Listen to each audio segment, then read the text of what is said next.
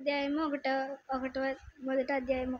దుష్టుల ఆలోచన చెప్పున్నాడు పాపుల మార్గంలో నిలువక అపహాసకులు కూర్చుండి చోటున కూర్చుండక యెహోవా ధర్మశాస్త్రం నందు ఆనందించుచు దివారాత్రములు దానిని ధ్యానించేవాడు ధన్యుడు. అతని నీటి కాలువ వలె యోరాను నాటబడినదై ఆకు వాడక తన కాలమందు ఫలించిన చెట్టు వలె నుండును.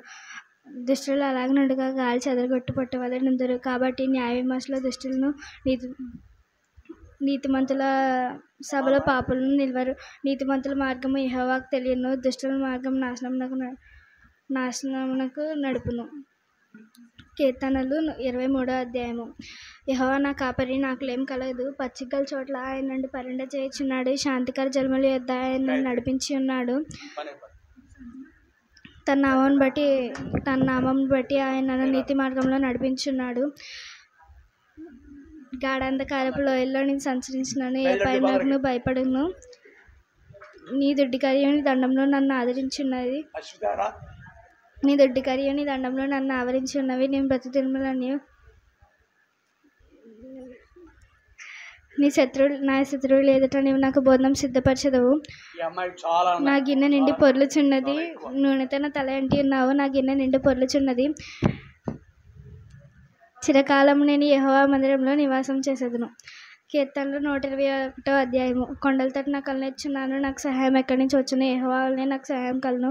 ఆయన భూమి ఆకాశములను సృజించిన వాడు. ఆయన నిన్ను కాపాడువాడు. ఇశ్రాయేలును కాపాడువాడు కుంకడు నిద్రపోడు. యెహోవా నిన్ను కాపాడును. నీ కుడి పక్కనే ఆయన నీకు నీడగా నుండును. పగలు ఎండ దెబ్బైనను నీకు తగలదు, రాత్రి వెన్నెల దెబ్బైనను నీకు తగలదు. ఏ అపాయము రాకుండా ఆయన నిన్ను కాపాడును. నీవు వెళ్ళి మార్గంలో అన్నిటిలో ఆయన నీకు తోడయుండును. కీర్తనలు 91వ అధ్యాయము. మహోన్నతం చాటు నివసించేవాడే సర్వశక్తి నీడను విశ్రమించును. ఆయనే నాకు ఆశ్రయము, నా కోట, నేను నమ్ముకున్న దేవుడు.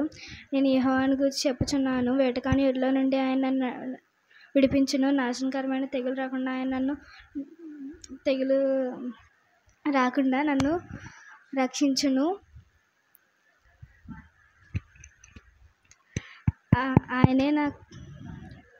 ఆయన తన రెక్కలతో నన్ను కప్పును.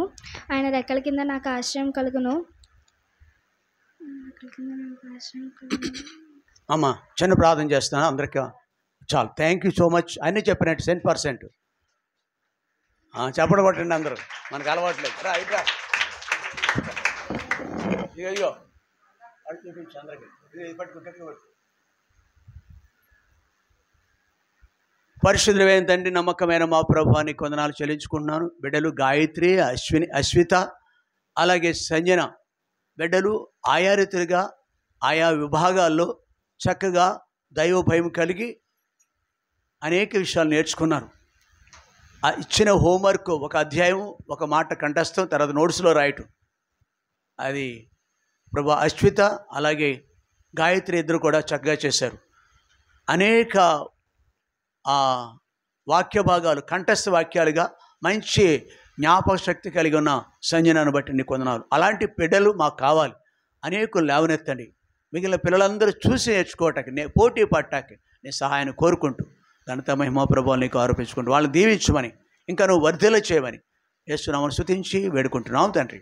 ఆమేన్. ప్రైజ్ లార్డ్ అమ్మా. చాలా రండి.